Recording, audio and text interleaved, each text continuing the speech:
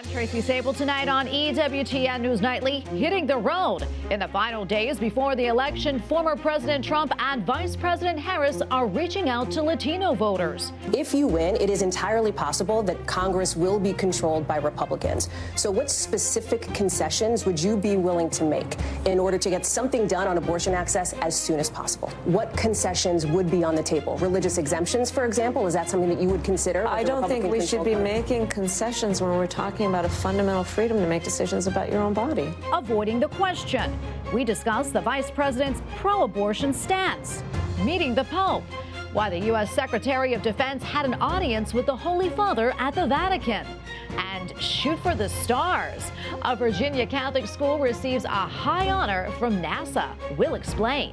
These stories and more tonight. From EWTN, the Global Catholic Network, this is EWTN News Nightly.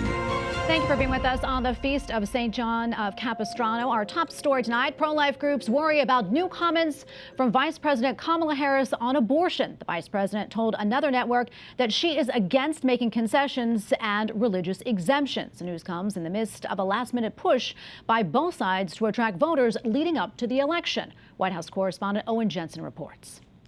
Tracy, Vice President Kamala Harris was specifically asked about abortion and whether she'd consider concessions and religious exemptions if Republicans control Congress.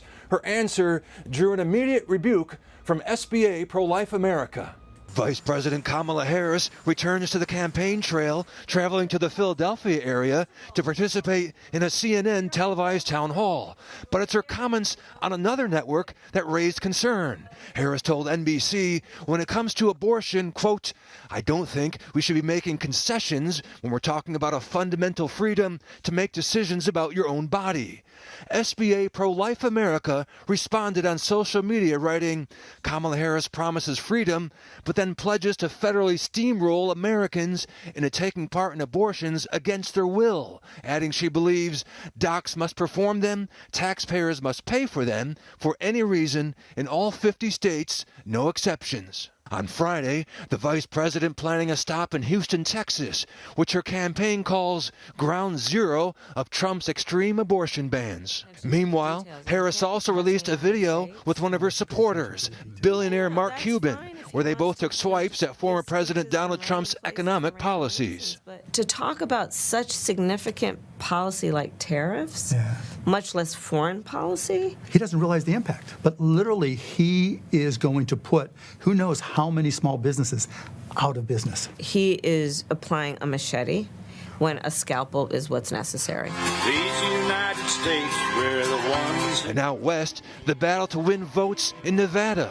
Republican vice presidential nominee J.D. Vance speaks to supporters in Las Vegas. On day one, she'll say, we're going to tackle border security, and anybody with a lick of common sense is saying, Kamala, day one was 1,400 days ago. What the hell have you been doing the whole time? Stop talking about doing your job and go and do your job.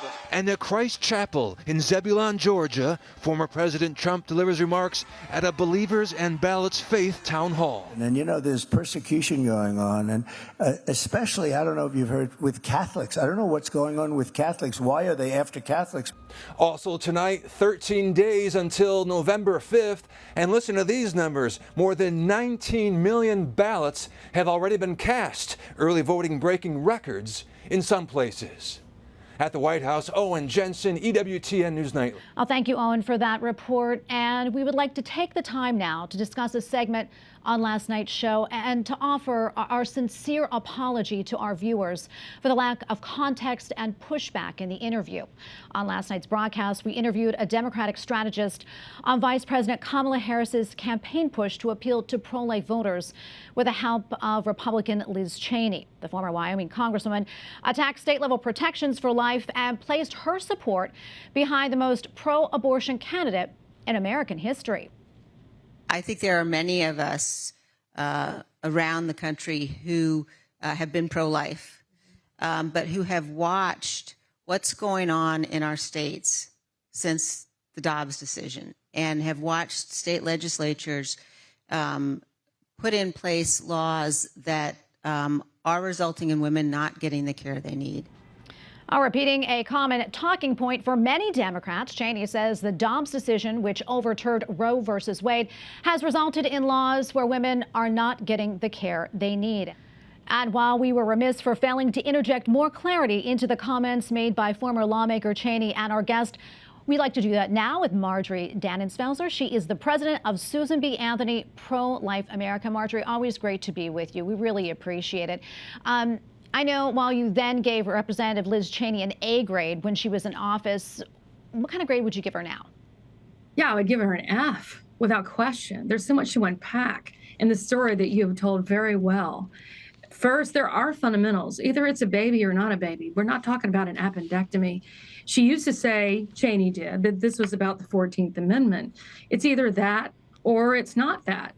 And now she's saying it goes too far. And why is that? Because she's for Kamala Harris, who she used to vociferously oppose, who now, as you've reported very beautifully, has said that she not only thinks that this is a matter of fundamental freedom, but for those who oppose her view, Kamala's view, and now Cheney's view apparently, that she would force Catholic doctors, Catholic hospitals, medical students who are just trying to get their medical degree, who don't agree with this, that they would be forced to train.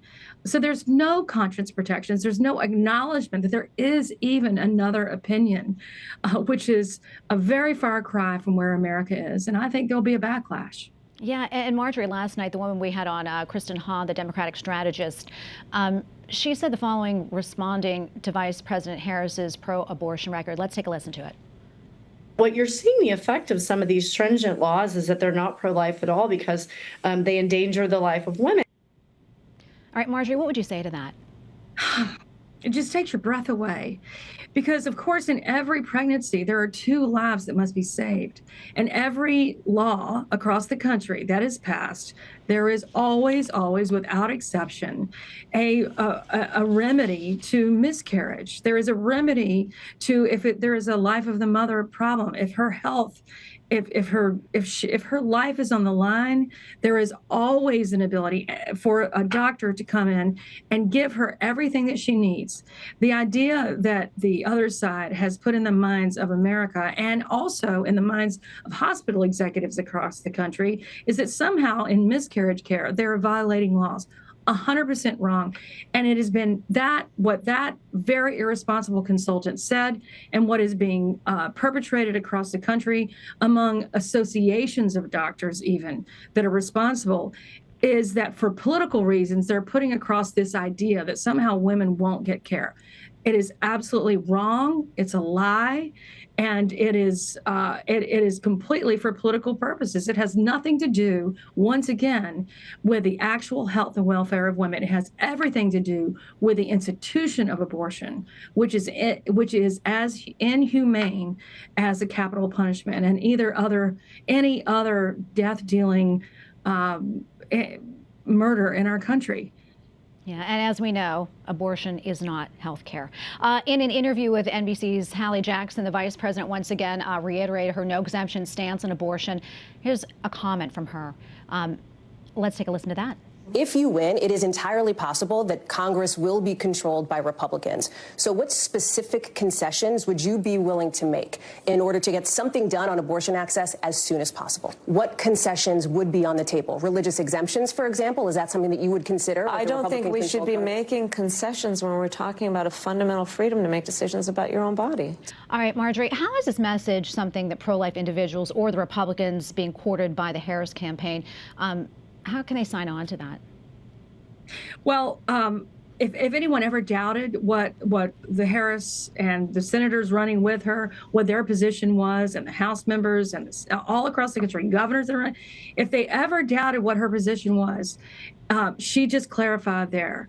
It is a, quote, fundamental right that has absolutely no limits. It doesn't matter about parents if you're young. It doesn't matter if you have informed consent. It's exactly the equivalent of a tonsillectomy, an appendectomy. We know, and most of America knows, that it's not that simple. Otherwise, would we be having this conversation? Would there be a pro-life movement? Obviously not.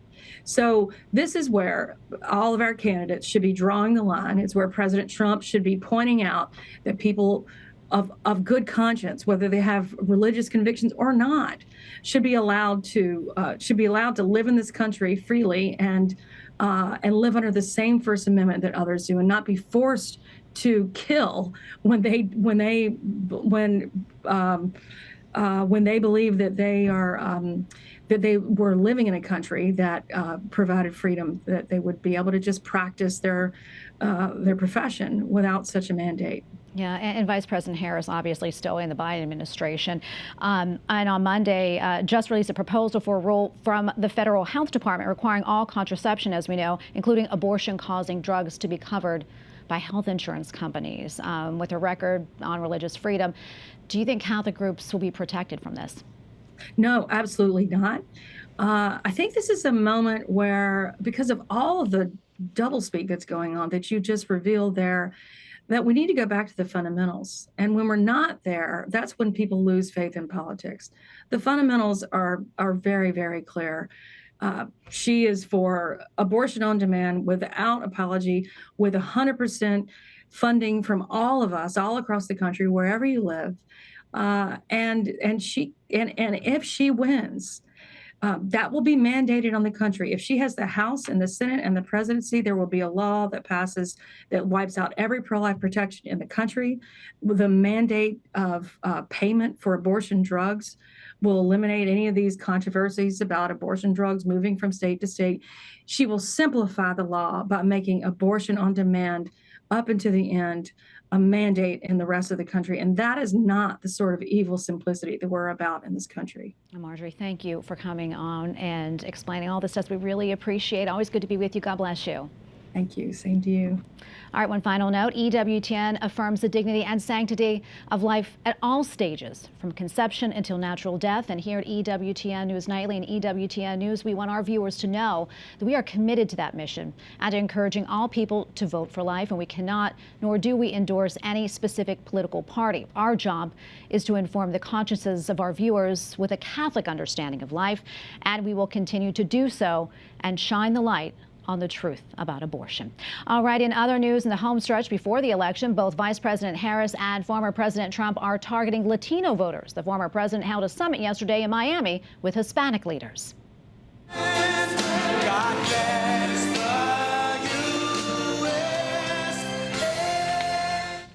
Elected officials and business leaders who are Latino praised the economy during Trump's administration, thanking him specifically for tax cuts that he signed back in 2017. This comes as the vice president conducted an interview with Spanish-language television network Telemundo. She says that she wants to bring more funds to community banks to help Latino men secure small business loans. Harris also says that we need a strong economy that supports the working class. One Hispanic leader weighed in on the importance of the Latino vote. The Latino vote's going to decide who wins the presidency and what party controls both the Senate and the House of Representatives. Is an incredible key swing, determinative vote in key swing states like Arizona and Nevada, but also a critical swing vote in the other 5 battleground states. We anticipate as many as 18 million plus Latino voters will vote around the country, and that vote is going to continue to exponentially rise in the coming years. So the Latino vote has truly come of age and is a major factor in the upcoming election.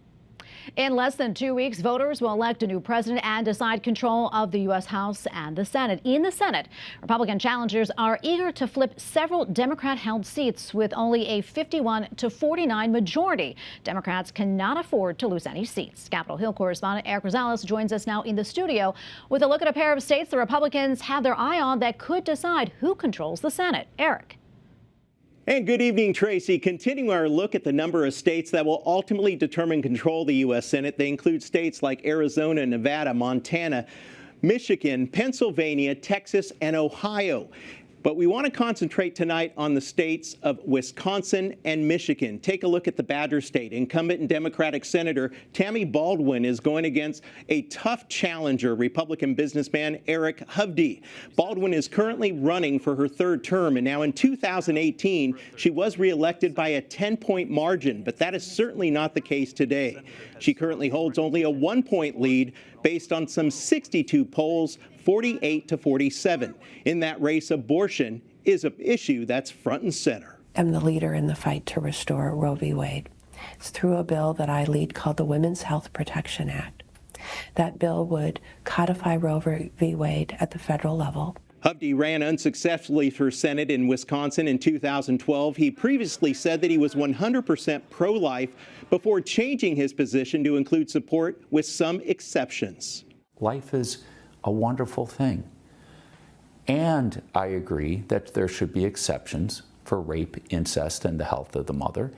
And I agree that early on in a woman's pregnancy, she should have a right to choose. Now let's move to the neighboring state, Michigan. With the retirement of Democratic Senator Debbie Stabenow, Republicans see it as an opportunity to be able to pick up a seat, something they haven't been able to do since 1972. Current Congresswoman Alyssa Slotkin is in a fight against Republican challenger, former Congressman Mike Rogers.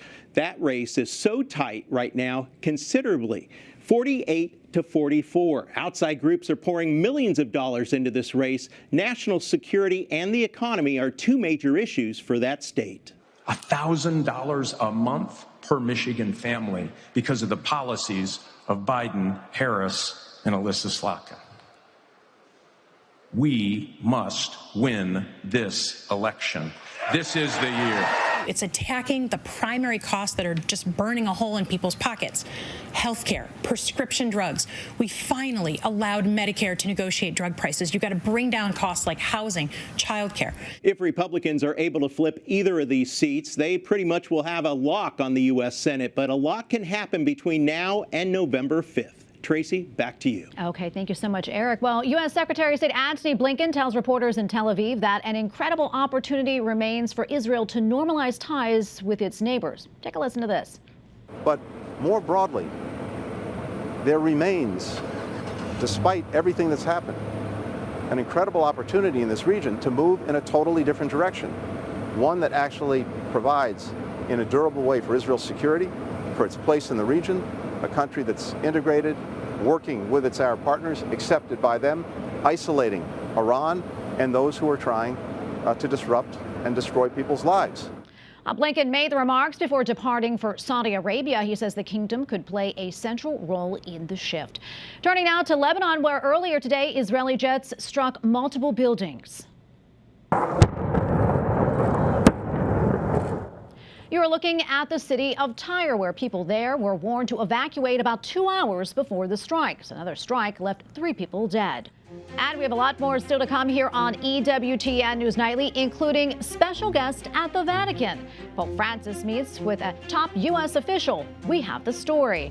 And a major fine for a well-known airline for violating disability regulations. We have more on that.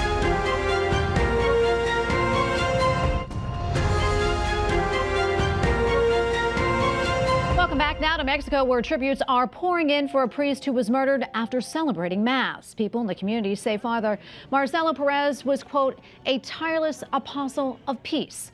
He recently revealed that he believed a bounty had been put on his head amid efforts to protect young people. The Mexican Bishops' Conference calls the killing, quote, a brutal murder and calls for an end to violence. Father Perez was 50 years old.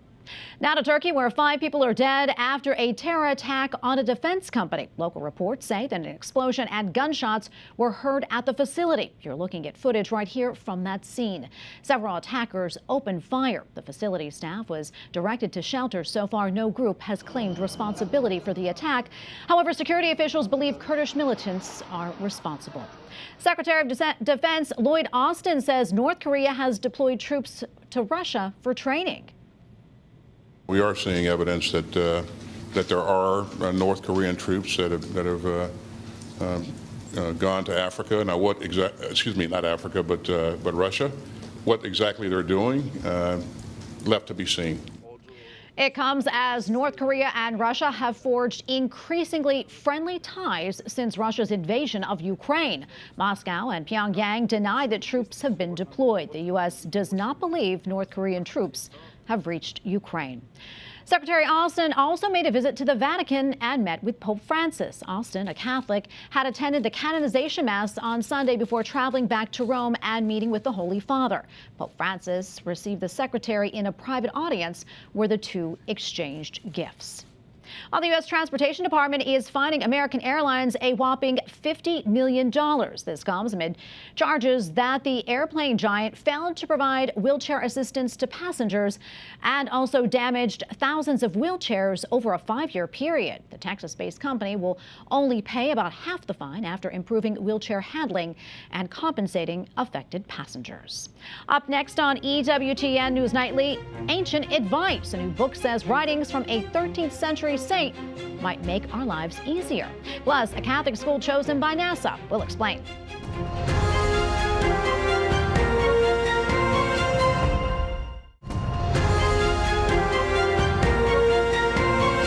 Pope Francis has a suggestion for married couples when they need help. They should turn to the Holy Spirit. Quando gli sposi si sono decisi a invocarlo. During his weekly talk at the Vatican, Pope Francis says the Holy Spirit will protect spouses and children, adding that when the Holy Spirit enters, the ability for self-giving is reborn. For this reason, the Holy Spirit can be an essential part of every family. Well, a new book says that it has the answer for those who feel that life is harder than it needs to be. In Super Habits from Sophia Press, Dr. Andrew Abella lays out a specific set of instructions for making decisions, managing our emotions, and dealing with other people. Dr. Abella says that he will equip readers with the tools to embrace a life of greater ease, joy, and strength. Some of his advice is based on research on ancient civilizations and includes tips from the writings of St. Thomas Aquinas. And Dr. Andrew Abella joins us now. He is the author of Super Habits and a dean and professor of marketing at the Catholic University of America Bush School of Business. Dr. Abella, thank you so much for joining us. Pleasure to be here. So congratulations on the new book, and tell us, what are super habits? So super habits are virtues.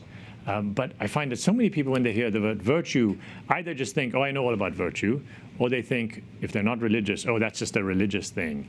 And so I want to remind people that virtues are actually habits that anybody can practice, can acquire just by regular practice, but a very special kind of habit, hence a super habit. So. Yeah, and what inspired you to write this book, and why now?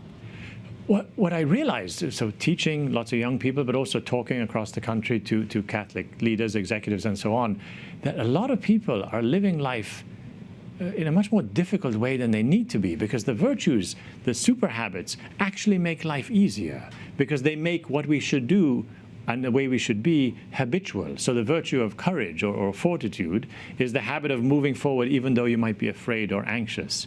If it's a habit, it's easier to move forward even though you might be afraid or anxious. But if it's not a habit, it's a struggle for you. So we have all these struggles in life, everybody, that could be in significant way taken away if you grow in virtue. And I thought we need to just get this message back to people, you know? Yeah, absolutely.